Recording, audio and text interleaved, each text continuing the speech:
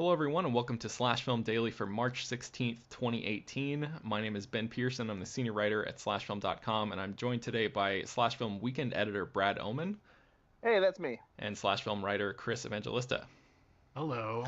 So, we are going to forget the original introduction. Apparently, the people have spoken, and people don't care about us telling you what we're going to talk about. So, let's just go ahead and start talking about things, guys. Let's kick it off with the trailer for Avengers Infinity War. The most recent trailer debuted earlier this morning. Chris, let's go to you. What did you think about this one?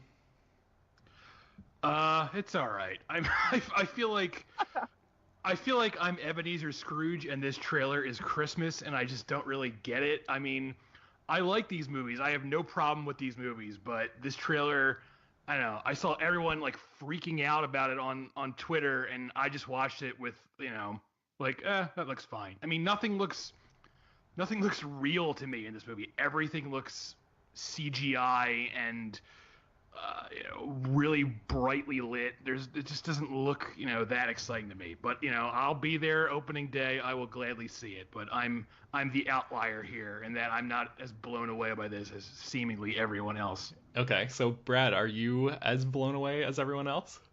I wouldn't say that I'm blown away, but I'm definitely just as excited as I was before this. I mean, the excitement's already really high for this movie, and it does have a lot to live up to. But I don't know. There's a lot of cool moments here. I don't think the trailer is necessarily cut in a way that makes it all that exciting or engaging, but there are cool moments to be seen here, and I think it's just more about the prospect of this movie. I think that is the most exciting because we're getting the Avengers and Guardians of the Galaxy together for the first time. We're seeing the culmination of all of the Infinity Stone stuff finally come together. This is supposed to be the Avengers' biggest threat, and so I think it's more about like the idea of what this movie represents than what is shown here in the trailer.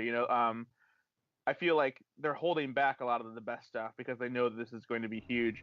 But we get tastes of the cool stuff, like with I like the interaction between Star Lord and Tony Stark, and I kind of like Spider Man's reaction between them, just Mhm. looking back and forth. Yeah. And that, of course there's great action beats too. So Yeah, I also was sort of like, oh yeah, this is fine. I was not one of those aforementioned people who were freaking out on Twitter or anything about it, but yeah, I mean, I'm as I've always been. I continue to be worried about the prospect of so many characters being in one movie together, and the idea that the audience has built up familiarity with these people and relationships with these people over many years, and now all of them are being crammed into one movie. I can't get past the fact that each character is only going to have X number of minutes of screen time, if everybody gets an equal amount, which is probably unlikely. So I don't know. I'm hoping that they're going to be able to find some compelling way to make this whole thing work, but I think I can't trust a trailer in this one. I think we just have to see the movie to see how the whole thing comes together. But speaking about the trailer, Brad, I know you dove really deep into this thing and did one of our patented trailer breakdowns on the site. Was there anything that you noticed that may have escaped the attention of people on first watch? yeah, so there's definitely some cool details to notice here. One of the quick shots that I thought was interesting happens in Wakanda, and it's a quick shot of Shuri, who is Black Panther's sister. As we know, Captain America brings Vision to Wakanda in order to help, so they get help protect him from Thanos, because Vision was brought to life with the power of the Mind Stone, the Yellow Infinity Stone, and it's residing on his head, and it's very likely that he would not survive without it if Thanos were to pluck it from his head. And there's a quick shot of Shuri holding up a hologram of Vision's head as he lays on one of their medical bays. And it seems like Shuri might be tasked with trying to figure out how to remove the Infinity Stone from Vision without killing him. So that'll be interesting to see if she can actually pull that off. That seems like some pretty high level stuff, and we're pretty well aware that she has the capabilities of doing something that impressive. Along with that, there's also an interesting shot that shows what appears to be the Guardians of the Galaxy going back to Nowhere.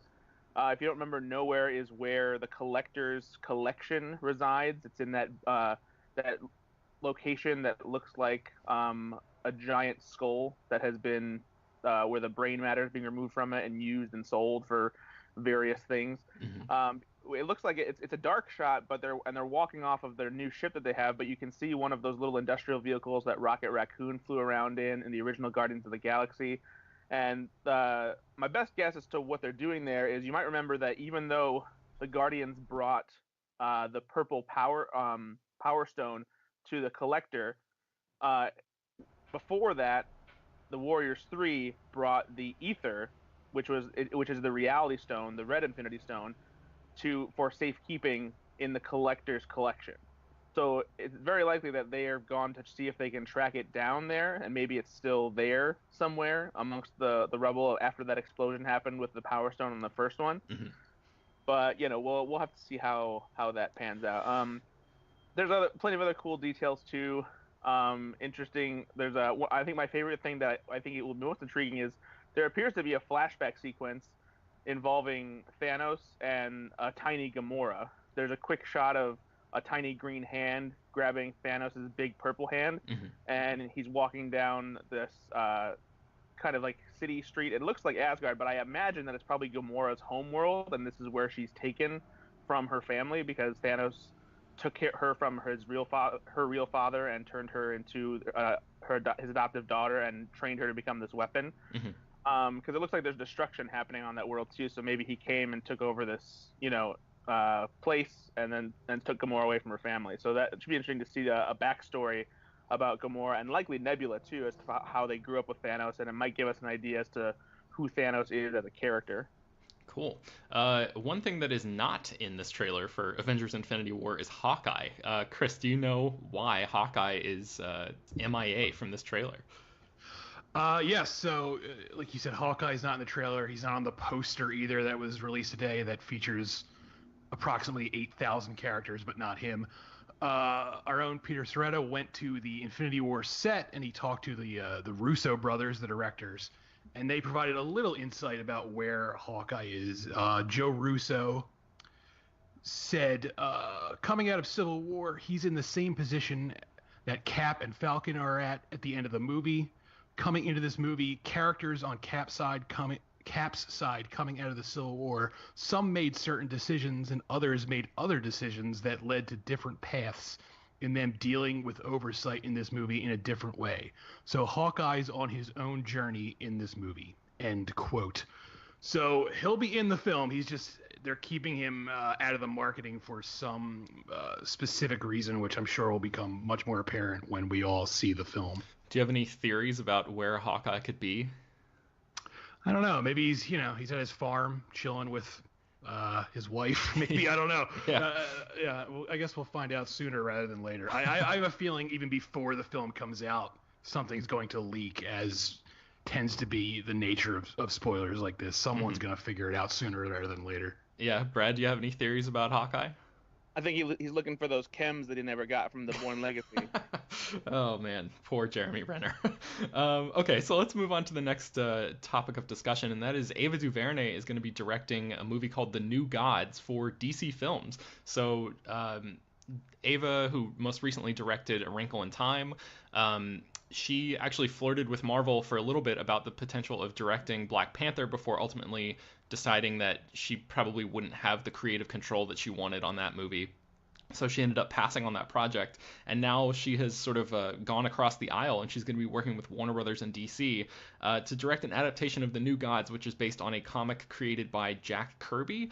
And in terms of what that is actually about, I asked our own Slash Film managing editor, Jacob Hall, about this because I know he's like a big comics guy, and he gave me a pretty brief rundown, but I thought it was kind of funny, and I'll just read it to you guys now. He said, essentially, Jack Kirby came to DC after years at Marvel and was given free reign to do whatever he wanted. The result, an entire corner of the cosmic DC universe that he could build from the ground up.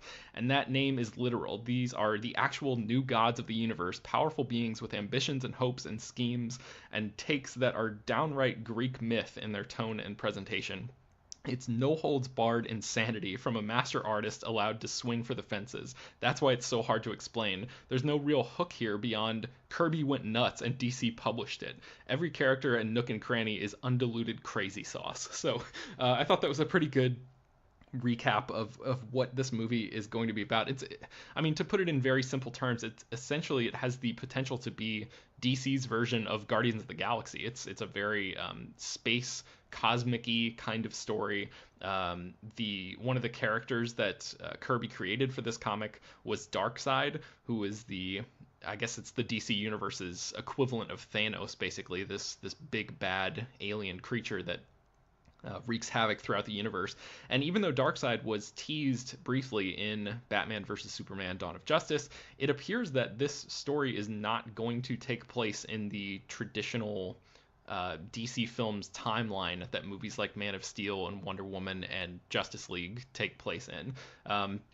According to Deadline, Ava DuVernay is closing a deal with Warner Brothers and DC to direct this film.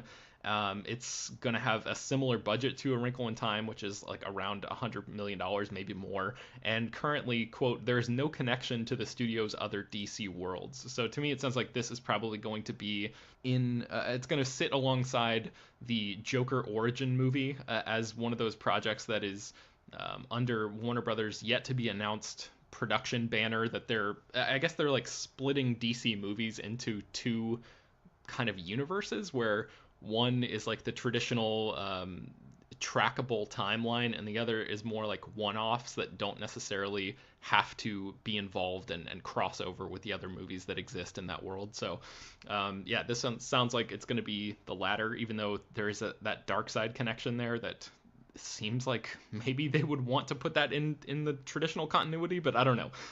What do you guys think about the idea of Ava DuVernay directing a movie that's essentially like a huge space cosmic epic like this for DC? Chris, what do you think? I'm excited about it. I have not seen Wrinkle in Time yet, but I'm excited for pretty much anything she does as a director. And this just sounds like a really weird sort of project, so that alone just has my interest. I'm very curious to see what she does with it. Yeah, Brad, what do you think? I don't really know anything about New Gods, and sounds like an interesting premise. I think I'm more interested in the fact that Ava DuVernay wanted to go over to Warner Brothers and do a DC movie instead of playing in Marvel sandbox, but especially after making a Disney movie. But yeah. I don't know. You know, I'll reserve my judgment until we see something from it, since I'm not too familiar with it and don't really have any expectations. Yeah, I thought, I wasn't crazy about A Wrinkle in Time, but I thought some of the coolest parts of that movie were like involved the spacey kind of hard sci-fi elements of it. So hopefully she's able to sort of translate those qualities over into this big budget piece of chaos that she's working on for DC. So, and it's also cool that DC is embracing female filmmakers. I mean, you've got Patty Jenkins, who's working on Wonder Woman 2, and now Ava DuVernay. So that's a big deal for them. Chris, what do we know about a reboot of Clarissa Explains It All? How's that for a transition between those two projects? Yeah, so Clarissa Explains It All was a 90s sitcom on Nickelodeon. It was one of their first sitcoms, and the Nickelodeon is now planning a reboot where Melissa Joan Hart will return, and she, obviously she's an adult now, and she'll have a child of her own. So it sort of sounds like what Netflix did with their Full House reboot, where the kids on that show were now grown up with kids of their own. So that's what pretty much all we know for now. They're just developing it currently for Nickelodeon. So we know that Melissa Joan Hart is attached, that she signed on for this in the event that it gets picked up, or is it just sort of more nebulous than that at this point? It's basically right now everyone's still in talks, but if it happens, she's likely going to return. Okay. I watched a little bit of Clarissa Explains It All growing up. I know enough to remember, Brad, I think you were referring to this in our Slack channel earlier, that every time her neighbor, I think, or friend Sam would come over, he slapped a ladder up against her second story window, and the same guitar riff would play over and over again every time that happened. And I remember that she had a really annoying younger brother. I think his name was Ferguson, and that's essentially the extent of my knowledge about Clarissa Explains It All. Brad, did you watch this show when you were growing up? I did actually. I've seen a lot of it, but much like I think Chris said in his article, I couldn't really tell you any of the stories from those episodes like I could with, like a Nicktoon like Doug or Rugrats. So I remember the basics of it. I remember the characters and, like the dynamic there was between Clarissa and her parents and her brother Ferguson and whatnot. But yeah, I don't remember anything specific about it.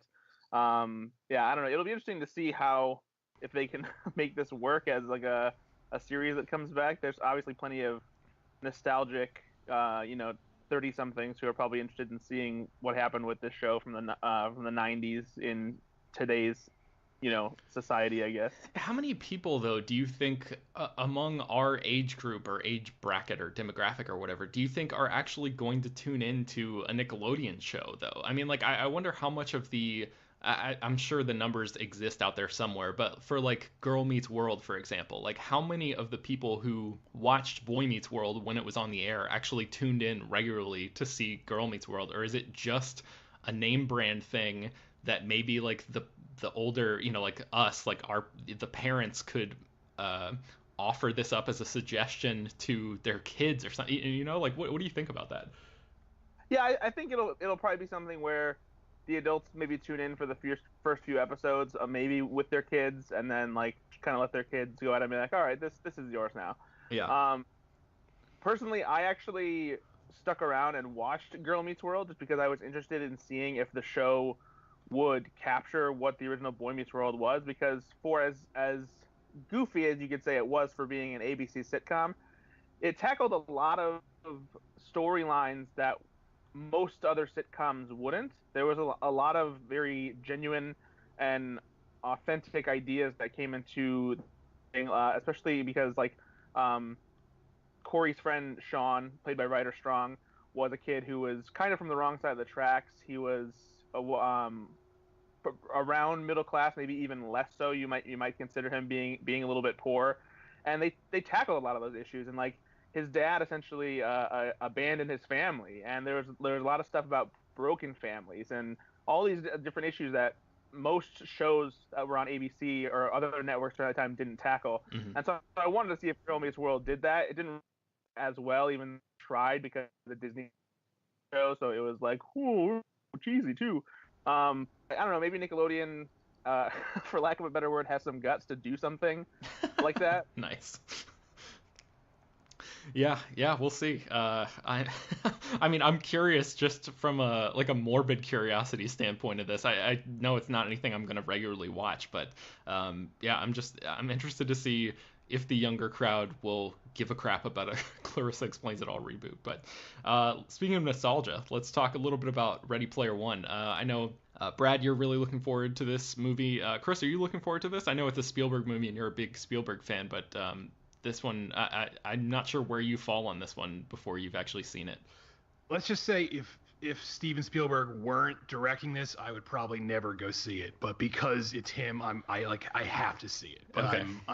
I'm a little nervous about it. So. Okay, so yeah, one of the things that I was nervous about, I saw the movie right before the press junket, so I think it was earlier this week, and I don't know if I'm allowed to really talk too much about it, so I'll save those general thoughts. But one of the things that I'll say is I was very worried because I read the book, and I was worried that a lot of the references, the pop culture references, would essentially sink the movie, like that the movie would not be able to support the weight of all of these ridiculous random references that come through. But I think Spielberg does a pretty good job.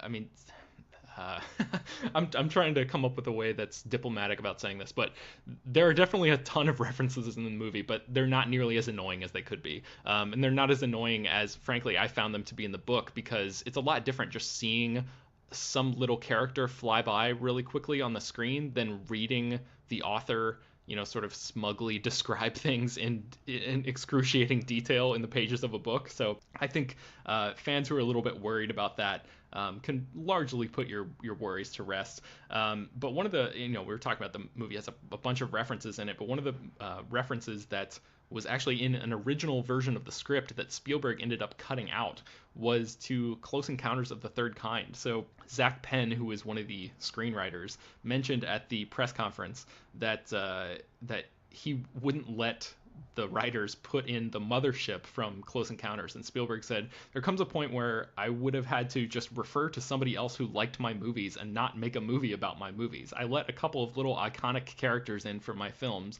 especially the DeLorean, which came from the book directly, but otherwise there were a lot of things that we could have put in but didn't. And Penn said, oh yeah, and if I could just say, because it'll never see the screen, I had this joke about parking the mothership and how difficult it would be. I don't blame Stevens for cutting it. I didn't know Steven was going to be directing the movie when I wrote it. So yeah, I thought that was interesting that Spielberg is essentially cutting back on. He's trying to exercise some amount of restraint over the references that made it into the movie. But he also mentioned that there was one franchise that he could not secure the rights to, and it was Star Wars, and I thought that was a little weird. So somebody asked him how difficult it was for him to wrangle all the rights to all these different various pop culture properties, and he said, is Christy Makosko up here? Christy spent 3 years with all of the Warner Brothers legal people getting the rights to all of these properties, and we couldn't get all of them. We couldn't get any Star Wars rights. Very hard. They wouldn't give up the Star Wars rights. And then Ben Mendelsohn chimed in and said, you could have called me on that one, Stephen, and everybody cracked up. So obviously he was in Rogue One, so theoretically he would have some sort of connection there. But the thing that I found interesting about this was that Spielberg could not get the rights to Star Wars, but he goes way back with Kathleen Kennedy, who is the overlord over at Lucasfilm, and Kennedy was like his assistant and ended up producing a ton of movies with him, going all the way back to E.T. So you would think that there would be enough of a friendly relationship there that she could like pull a few strings and get get whatever he wanted to happen here. And especially, I think Spielberg was like on the short list to direct Episode 7 at one point. And yeah, this just didn't happen. And also, I found it strange that like this is a Warner Brothers movie. Another Warner Brothers movie from a few years ago, the Lego Movie, actually managed to get, that's another film that's full of tons of pop culture references, and that one managed to get the Millennium Falcon, Han Solo, C-3PO, Lando Calrissian, and Chewbacca all in that movie. But for some reason, Spielberg's film was not deemed worthy enough to do that. I don't really know what's going on behind the scenes there, but I just thought that was fascinating. Brad, do you have any thoughts about this? I feel like I'm when I see the movie, because I haven't yet, I feel like I might end up being a little disappointed that Spielberg wasn't a little more generous about referencing his own movies. I understand his humility about not wanting to, because of the experience he had with referencing his own movies in 1941, and just because he's just that kind of guy. He's not necessarily willing to show off his old stuff, to be like, hey, remember this, guys? But yeah, I do find it surprising that he couldn't get Star Wars. I wonder if that was more of a studio thing than like a not having access to the right people kind of thing. I wonder if maybe Disney was a little bit stingier about stuff appearing in this kind of environment, because having Lego versions of those characters appear in the Lego movie is a little bit different than having what would basically be photorealistic versions of certain ships, items, characters, what have you, right? In the world of the Oasis. So I can get that. I understand why that would be difficult, but that it is kind of disappointing that they couldn't get some of those references just for shits and giggles. Yeah, and I think the Lego Movie came out in 2014, and that was before The Force Awakens came out, so maybe that had something to do with it as well. The idea that actually, yeah. You know what? Since the Lego Movie would have been in development long before it came out in 2014, I bet you that maybe that was a done deal before Disney even bought Lucasfilm. Oh yeah, that's true, because that was in 2012, and a lot of these animated movies take like 3 or 4 years or something, sometimes to get up and running. So yeah, that could be.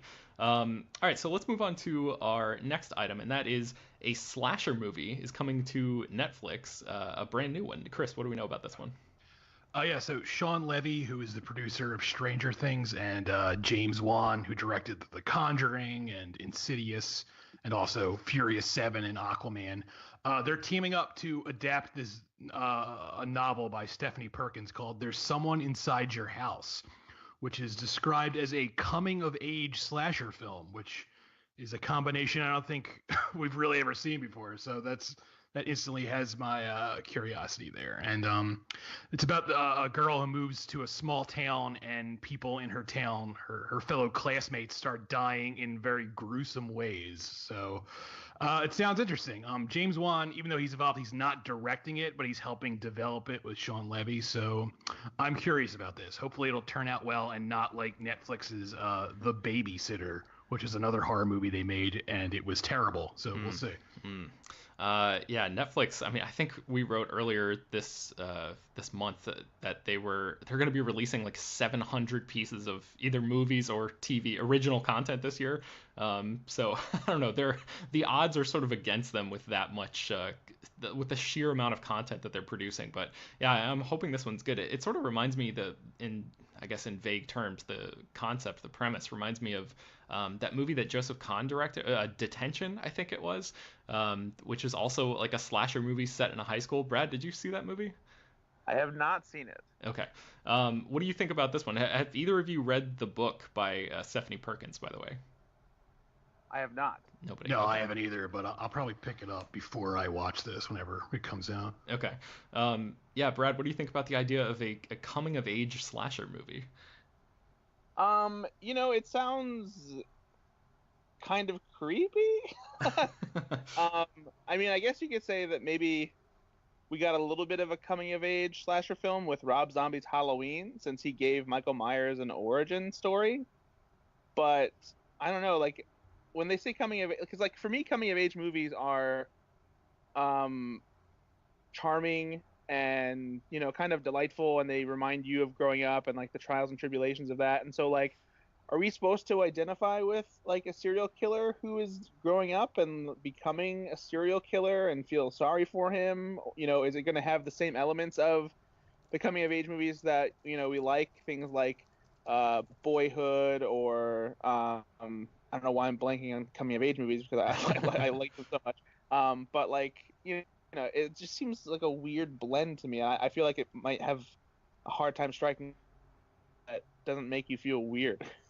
Yeah, actually, isn't there a show or movie on Netflix that came out pretty recently about like a pair of teenagers who, oh God, I probably shouldn't have even brought this up because I don't know what I'm talking about. No, you're right.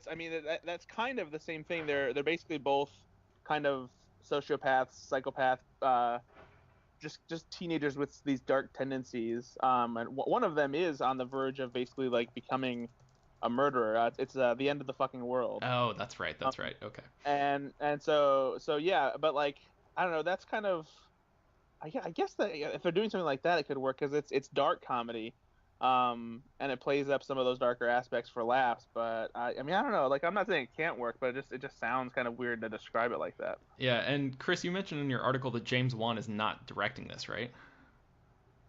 Yes, that's correct. It doesn't say who is directing it, but he is not going to direct it.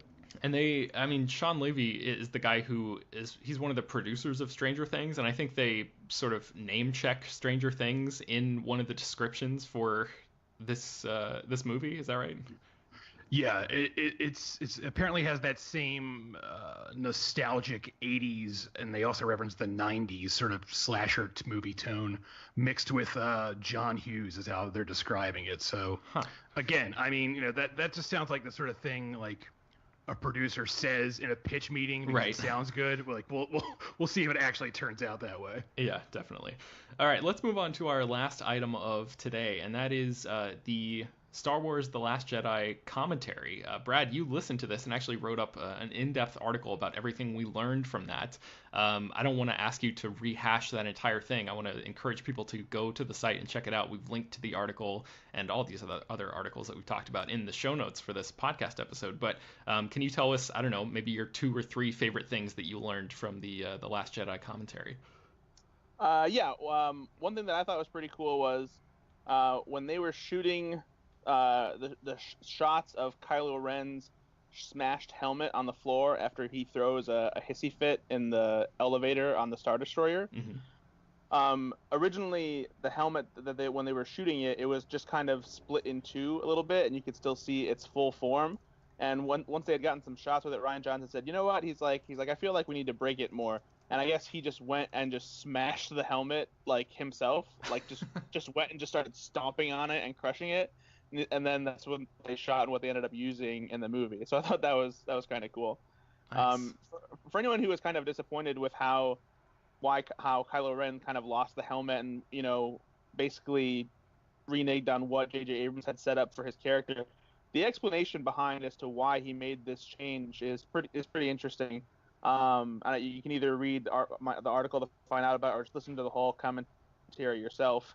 On top of that, Rian Johnson has 2 cameos in this movie.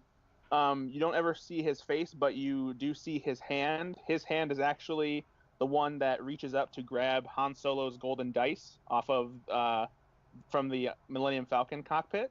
It's not Mark Hamill's hand; it is Rian Johnson's hand. And he also lent his voice to the snobby alien that we see on the floating yacht in one of the early shots on Canto Bight. It's an alien that kind of looks like he has a tentacle mustache, kind of like a snobby sea captain. Do you know if the reason that he put his hand in there holding up that dice was because Mark Hamill was unavailable to shoot that, or if that's just something that he mention in the commentary, if that was just like a cool way for him to get himself involved in the movie? He didn't say necessarily why it was like that, whether it was he was motivated to do that, but it is an insert shot, so it's probably just one of those things where they didn't necessarily need Mark Hamill to do it, because it was just a gloved hand that was reaching up for the thing, so anybody really could have done it. Mm-hmm. And so Rian Johnson was probably like, well, I'll do it, and just, because putting yourself in your own movie, especially a Star Wars movie, is pretty fun. And then one final cool thing is, I guess Rian Johnson brought in Frank Oz to help him in the editing room when he was piecing together the sequence with Luke Skywalker and Yoda. Frank Oz is a director himself. He's done a few pretty great movies, and Rian kind of wanted his input because when you're cutting scenes together with a puppet that was on set, apparently it can be kind of difficult to do it and make things seem natural, and so he wanted kind of Frank Oz's input in the while they were editing, so they could cut around the footage that they had and make it seem, that Yoda never really seemed fake, and that it always seemed, just as quote unquote real as he did from Empire Strikes Back and Return of the Jedi. That's very cool. Chris, have you had a chance to check out any of the special features on the Last Jedi yet? Not yet. I'm going to do it soon because I'm going to have a review of the Blu-rays, and I'm excited to dig into them. Awesome. All right. Well, you can find that at slashfilm.com, as well as all more information about all the stories that we talked about on today's show. Slash Film Daily is published every weekday, bringing you the most exciting news from the world of movies and TV, as well as deeper dives into the great features that you can find on the website. You can subscribe to this show on iTunes, Google Play, Overcast, all of the popular podcast apps. Please send your feedback, questions, or concerns, or comments, or anything really, to peter@slashfilm.com, and be sure to leave your name and general geographic location in case we do mention your email on the air. Also, don't forget to rate and review the podcast on iTunes. Spread the word, tell your friends. Thanks for listening, and we'll see you guys on Monday.